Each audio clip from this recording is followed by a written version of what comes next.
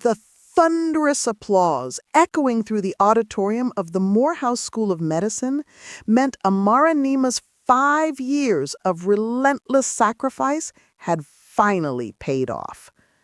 She looked at her rough hands, hands that hadn't seen a manicure in 5 years, hands that had kneaded dough for pastries before dawn and typed reports late at night. She had sold her inherited jewelry and suppressed all her own desires to see Keon Sterling in that white coat. Beside her, Keon's mother, Zola Sterling, wore the proudest expression, but glanced sideways at Amara's simple dress with disdain. The ceremony ended, and Keon embraced his mother tightly, his smile mostly for her. When Amara hugged him, he accepted it with stiffness, quickly letting go. He announced they were having dinner that night at a new high-end spot to celebrate. But his eyes didn't meet hers. That night, at the upscale restaurant overlooking the Atlanta skyline, the tension was palpable. Zola snickered when Amara mentioned starting a new life, saying, "Keon's effort, you mean, Amara? My son is a hard worker. He's a doctor now. He deserves the best." Keon said nothing, examining the menu. Then Keon pulled a thick brown envelope from his new leather briefcase and placed it directly in front of Amara. Zola smiled smugly, giving Amara a bad premonition. Amara opened it, her hands trembling. Her heart stopped. The document read, "Position for dissolution of marriage." "Keon, this is a joke, right? Today is your graduation," she stammered. "I'm serious, Amara," he sighed, the mask of happiness falling off. "I can't be together anymore. I'm a doctor now. I need a partner who is on my level." He looked her up and down, criticizing her simple dress and tired face. "I am ashamed to have such an ordinary wife." Zola added her cruel support. "Consider the money you earned as a charitable donation." Amara's tears erupted, but the pain instantly transformed into cold, sharp steel. She wiped her cheeks roughly and rose slowly. "Enough," she said, her voice hoarse but firm. "You say that degree is yours? You are very wrong. That degree is mine, too." She jabbed his chest. "Every dollar that led you to that graduation is my sweat. You only borrowed my body, my energy, and my whole life for the last 5 years to buy that degree. I will never be on the level of a coward who betrays his wife on his graduation day." As Keon stood, red with fury, Amara pulled her mobile. She called her lawyer, Attorney Washington, and ordered him to file a counterclaim. "Immediately process all the documents I left at your office last week, including the counterclaim for betrayal and material fraud, and most importantly, include the full breakdown of the damage claim for the expenses of education and living support for 5 years." After leaving Keon and Zola Sterling frozen at the restaurant, Amara Nima headed straight to her friend Naya Adebayo's studio. In the safe space of Naya's arms, Amara's initial composure collapsed, transforming her pain and humiliation into boiling fury. Amara revealed the hidden story to Naya. She had been suspicious for months, noticing Keon hiding his phone and starting to come home late. She had already found evidence that he was transferring money to another account behind her back, prompting her to secretly consult Attorney Washington. Keon's divorce petition on graduation day was the final proof she needed to launch her planned legal counterattack. Amara and her lawyer, Attorney Washington, filed their comprehensive counterclaim swiftly. Rejection of Keon's petition, Amara's legal team rejected Keon's petition for dissolution and filed their own, establishing Amara as the plaintiff. Grounds for divorce. The petition was based on three pillars: betrayal, material fraud, and psychological abuse. The damages claim, the most crucial element, was the financial claim. Amara demanded a massive counterclaim for damages for all the educational and living expenses she covered during Keon's 5 years of medical school. Attorney Washington detailed the sum, citing biannual tuition transfers, book receipts, rent stubs, and even daily food expenses, totaling $500,000. The final insult: Amara ordered the summons detailing the counterclaim and the $500,000 debt to be delivered directly to the address of the hospital where Keon was starting his residency the next week. This move immediately shattered the Sterling celebration. The $500,000 claim was an astronomical sum, far exceeding Keon's starting salary as a resident. Keon lashed out, calling the claim blackmail and asserting that the funding was merely a wife's duty. Amara's response was chilling. The duty of a wife you said wasn't on your level. The duty of a wife you are ashamed of. I'm just collecting what is mine. Amara vanished from Atlanta that night. She took one suitcase and headed for a distant small town, deliberately choosing a place where no one knew her. She left with a single promise: to use all her intangible capital, the pain and humiliation, to build something truly great. A few weeks after filing the counterclaim, the atmosphere in the mediation room at family court was cold and tense. Amara Nema, dressed in a simple, neat dress, sat with her lawyer, Attorney Washington, across from Keon and Zola Sterling. Keon looked haggard. The summons detailing the massive $500,000 damage claim had completely ruined their celebration. Attorney Washington began the session by immediately rejecting Keon's initial divorce petition and confirming that Amara's petition, based on betrayal, material fraud, and psychological abuse, was the one proceeding. Zola shrieked, calling the claim slander, but Attorney Washington ignored her. He presented the impeccable stack of evidence detailing the $500,000 claim. Quote, "Attached here is all the detailed evidence from the biannual tuition transfers, the receipts for book and lab material purchases, the rent payment stubs, down to a breakdown of the daily food expenses." End quote. Keon gasped, pale with fear. He realized his starting residency salary couldn't cover a fraction of that amount. "This is blackmail," he stammered, calling the funding a mere wife's duty. "The duty of a wife you said wasn't on your level," Amara retorted, her voice flat but piercing. "I'm just collecting what is mine." Zola and Keon knew they couldn't present any credible defense against the exhaustive financial documentation. That was Amara's signal. She gave Attorney Washington a small cue, and he announced the shock concession. "My client is a person of great heart. She does not wish to prolong this matter further. Amara will withdraw the damage claim of $500,000. Keon and Zola was stunned into relieved silence, terrified at the prospect of owing such a massive debt. Amara quickly added her 4 non-negotiable conditions: accept my divorce petition, clearly recording the cause as betrayal and abandonment, no asset claim, Amara takes nothing from the house and they can demand nothing from her, sign an agreement never to bother her or her family again, close today with no appeals or postponements. Zola immediately panicked and whispered to Keon, "Agreed, agreed. Sign quickly, Keon." Pride was nothing compared to the $500,000 debt. Keon, shaking from shame and relief, signed the agreement, sealing his fate and restoring Amara's honor.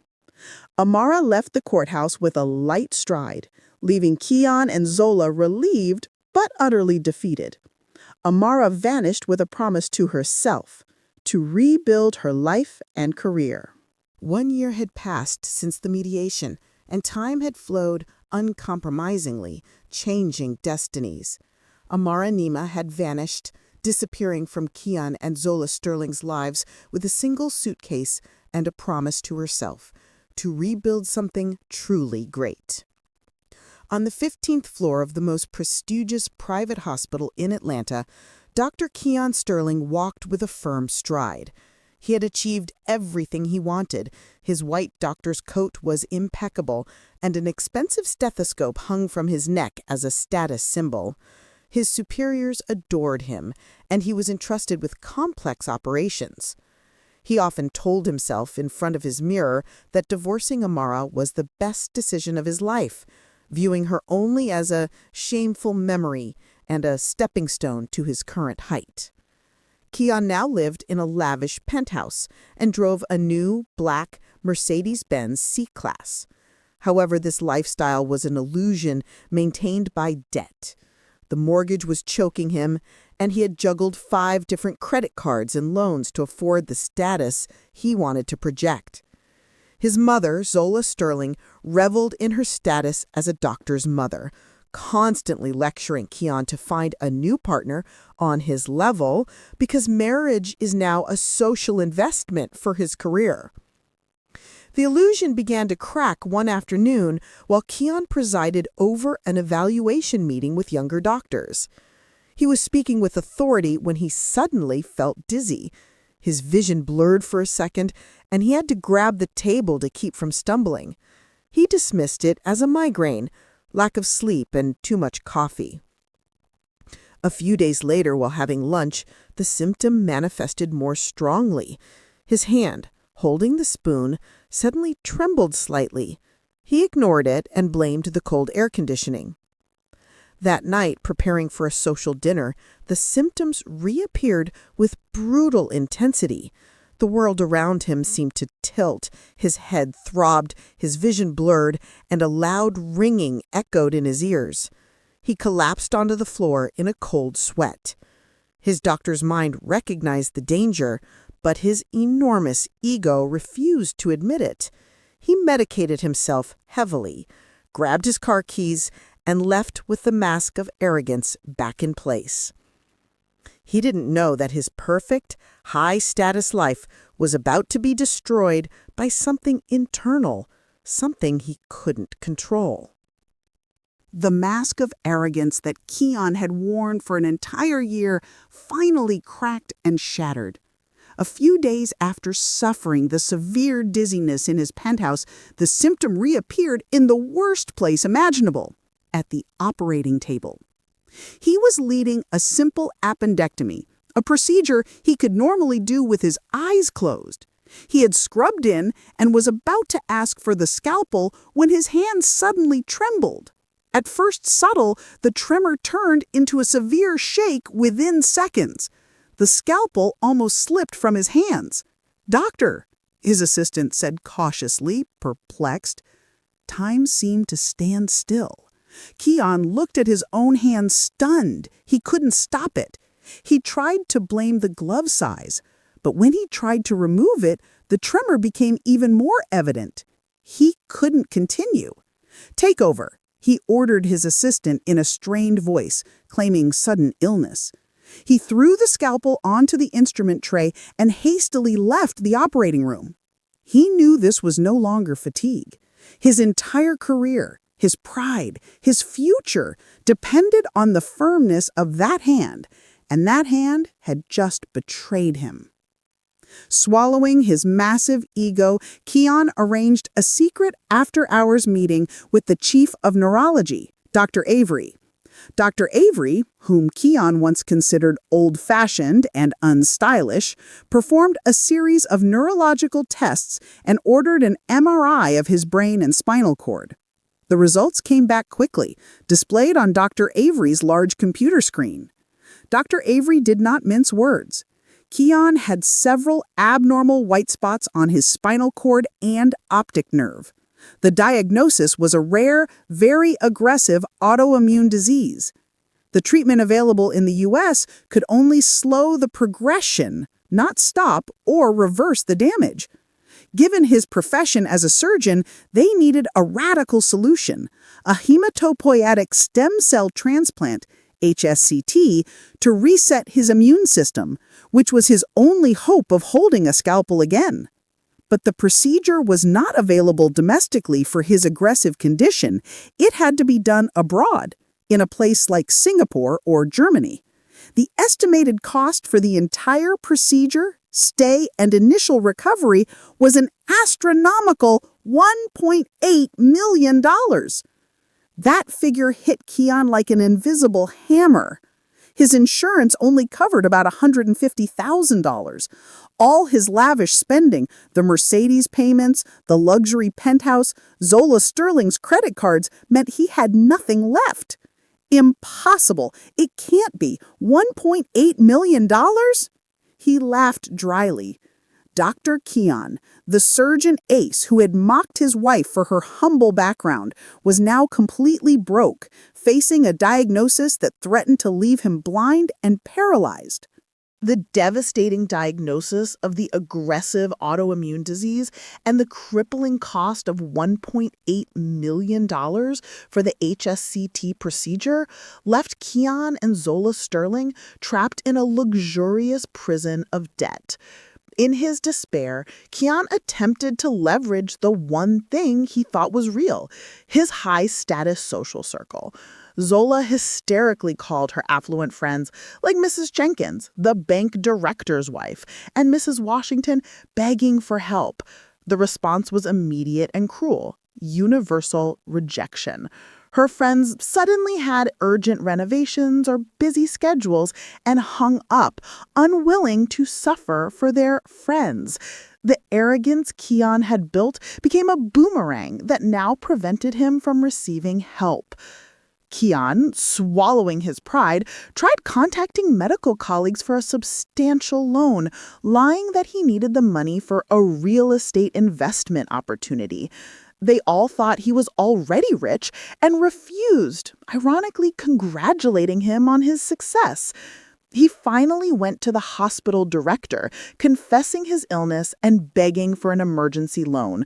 The director confirmed the maximum they could offer was the $150,000 covered by insurance, stating they were a medical institution, not a bank. Keon was officially at a dead end. The disease was not waiting. His left eye started blurring and his hand tremor worsened. Trapped in his dark penthouse, Keon's finger paused on his phone's contact list. Naya Adebayo, Amara's friend. He knew contacting Naya was the most complete mission of defeat. It was raising the white flag and admitting that Amara, the ordinary woman he had abandoned, was his last hope. He pressed the call button. Naya Adebayo answered with a chilling, sarcastic sigh. "You're sorry? It's been over a year since you dumped my friend like trash," Naya said coldly. When Keon pleaded that he needed to talk to Amara because it was a matter of life or death, Naya was merciless. "Karma came for you, Keon," Naya mocked, accurately guessing he was sick and in trouble. She shouted that he and his mother were parasites and ordered him never to bother Amara again. Defeated, Keon threw his phone onto the sofa. His life was over. But 1 hour later, a message notification sounded. It was from Naya. Her message was a cold taunt. The Amara of now is too busy running her new foundation to remember the trash of the past. Underneath the taunt was a single vital clue: foundation. Frantically, Keon searched online. The first result froze him: the Nima Foundation. A sleek professional website featuring a photo of Amara smiling with dignity, no longer the submissive wife, but a confident leader. The main program was the Scholars Beacon Grant, dedicated to funding medical education and emergency surgery funding. The irony was too cruel. The woman he had abandoned for not being on his level was now the only person in the world who held the key to his survival. Keon knew he had no other option. Shame, pride, and arrogance meant nothing if he went blind and paralyzed. He had to go see Amara. He had to swallow his pride to reach the foundation. He had to pawn his luxury watch, the only asset he owned, for bus fare. The journey to the Nema Foundation felt like a walk to the gallows, forcing him to ride a city bus, a painful contrast to his former arrogant life driving his Mercedes.